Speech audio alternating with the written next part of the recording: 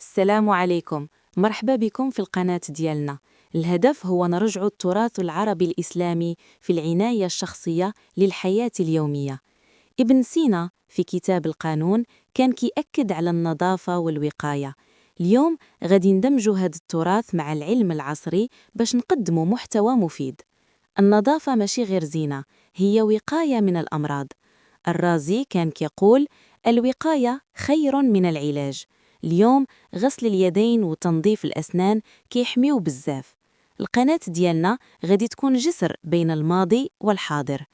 الأطباء القدام بحال ابن البيطار كانوا كيستعملوا الأعشاب والزيوت.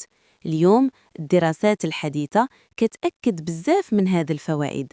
القناة ديالنا غادي تجمع بين التراث والعلم باش نعطيوكم نصائح عملية. ابن سينا كان كيأكد أن الوقاية أهم من العلاج.